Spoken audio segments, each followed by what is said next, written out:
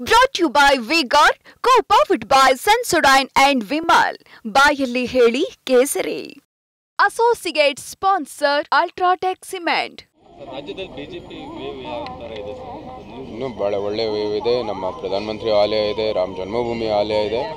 ಇಡೀ ದೇಶದಲ್ಲಿ ಅವರು 10 ವರ್ಷದಲ್ಲಿ ನಮ್ಮ ಆರ್ಥಿಕ ಪರಿಸ್ಥಿತಿ ಇರ್ಬೋದು, ಸಮಾಜದ ಒಂದು ಉತ್ತಮಗೊಳಿಸುವಂಥದ್ದು ಕೆಲಸ ಇರ್ಬೋದು, ಎಲ್ಲದರಲ್ಲೂ ಕೂಡ ಒಂದು ಪರಿವರ್ತನೆ ಆಗಿದೆ.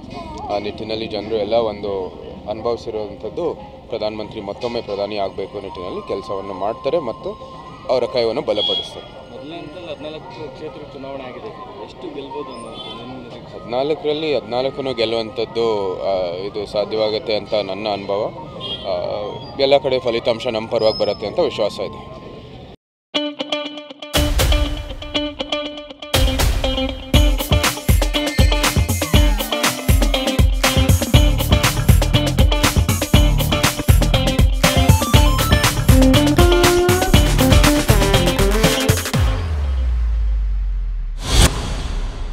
ದಾವಣಗೆರೆ ವಾತಾವರಣ ಹೇಗಿದೆ ಸರ್? ಭಾಳ ಚೆನ್ನಾಗೇ ಇದೆ. ಇವತ್ತು ಒಳ್ಳೆ ಪ್ರತಿಕ್ರಿಯೆಯನ್ನು ಕೊಟ್ಟಿದ್ದಾರೆ. ಮೇಡಮ್ ಅವ್ರಿಗೂ ಕೂಡ ಒಳ್ಳೆ ಪ್ರತಿಕ್ರಿಯೆ ಕೊಟ್ಟಿದ್ದಾರೆ ಅಂತ ನಮಗೂ ಕೂಡ ಸುದ್ದಿ ಬಂದಿತ್ತು. ಸೊ ಇಲ್ಲೂ ಕೂಡ ಗೆಲ್ಲುವಂಥದ್ದು ವಿಶ್ವಾಸ ಇದೆ. ಸರ್, ಬಿಜೆಪಿಯವರು ಅಭಿವೃದ್ಧಿ ಅಂತ ಹೋಗ್ತಾ ಇಲ್ಲ, ಬರೀ ಮೋದಿ ಹೆಸರಲ್ಲೇ ಹೋಗ್ತಾ ಇದ್ದಾರೆ ಹೊರತು ಅಭಿವೃದ್ಧಿ ಕೆಲಸ ಏನು ಅಂತ ಹೋಗ್ತಾ ಇಲ್ಲ.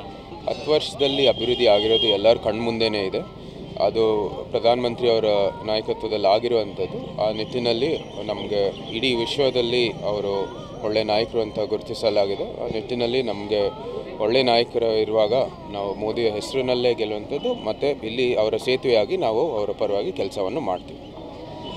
ದಾವಣಗೆರೆ ಜೊತೆ ತಮ್ಮ ಒಡನಾಟದ ಬಗ್ಗೆ ಅದು ಅರಮನೆಯ ಪಾರಂಪರೆ ಇದೆ, ಅದು ಅದೇ ರೀತಿ ಮುಂದುವರಿಯುತ್ತೆ. ಆದರೆ ಇವಾಗ ಪಕ್ಷದ ಪರವಾಗಿ ಕಾರ್ಯಕರ್ತನಾಗಿ ಇವತ್ತು ಕೆಲಸವನ್ನು ಮಾಡಬೇಕು.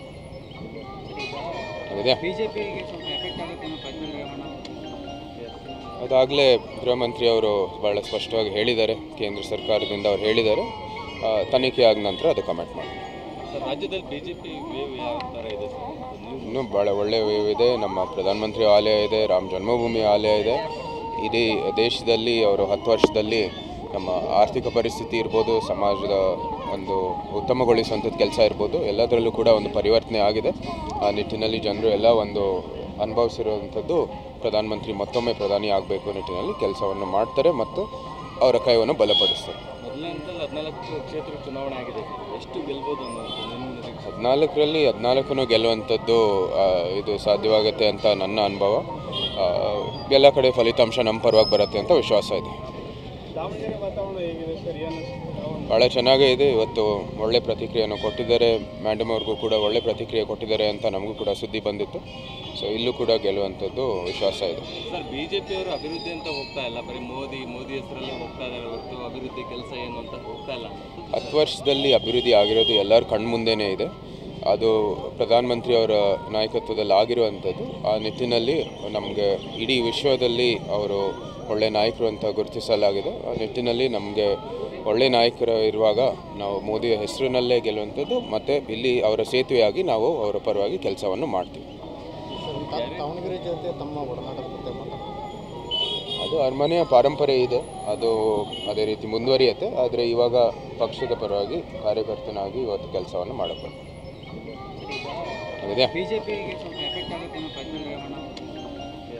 ಅದಾಗಲೇ ಗೃಹ ಮಂತ್ರಿ ಅವರು ಭಾಳ ಸ್ಪಷ್ಟವಾಗಿ ಹೇಳಿದ್ದಾರೆ, ಕೇಂದ್ರ ಸರ್ಕಾರದಿಂದ ಅವ್ರು ಹೇಳಿದ್ದಾರೆ. ತನಿಖೆ ಆದ ನಂತರ ಅದು ಕಮೆಂಟ್ ಮಾಡಿ. Brought to you by V-Guard, co-powered by Sensodyne and Vimal. ಬಾಯಲ್ಲಿ ಹೇಳಿ ಕೇಸರಿ. Associate sponsor Ultratech Cement.